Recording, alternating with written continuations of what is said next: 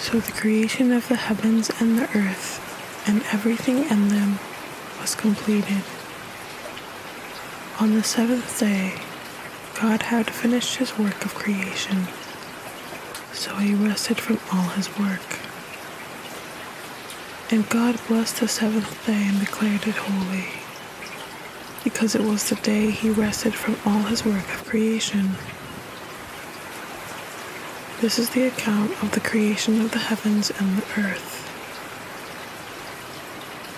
When the Lord God made the earth and the heavens, neither wild plants nor grains were growing on the earth, for the Lord God had not yet sent rain to water the earth, and there were no people to cultivate the soil. Instead, springs came up from the ground and watered all the land.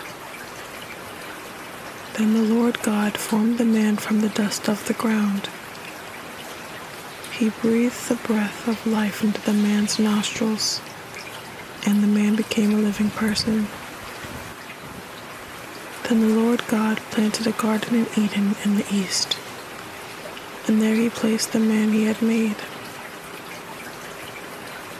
The Lord God made all sorts of trees grow up from the ground, trees that were beautiful and that produced delicious fruit.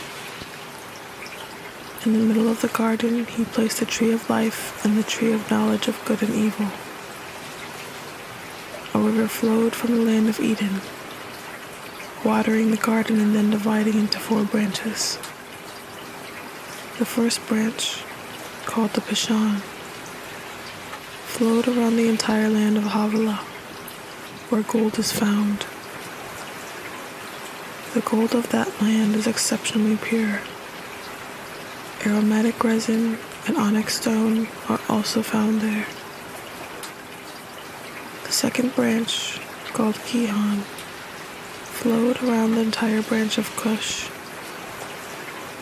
The third branch, called the Tigris, flowed east of the land of Ashur. The fourth branch is called the Euphrates. The Lord God placed a man in the Garden of Eden to tend and watch over it. But the Lord God warned him, "You may freely eat the fruit of every tree in the garden, except the tree of the knowledge of good and evil. If you eat its fruit, you are sure to die." Then the Lord God said, "It is not good for the man to be alone. I will make a helper who is just right for him." So the Lord God formed from the ground all the wild animals and all the birds of the sky. He brought them to the man to see what he would call them, and the man chose a name for each one. He gave names to all the livestock, all the birds of the sky, and all the wild animals. But there still was no helper just right for him. So the Lord God caused the man to fall into a deep sleep. While the man slept, the Lord God took out one of the man's ribs and closed up the opening. Then the Lord God made a woman from the rib, and he brought her to the man. "At last," the man exclaimed, "this one is bone from my bone, and flesh from my flesh. She will be called woman, because she was taken from man."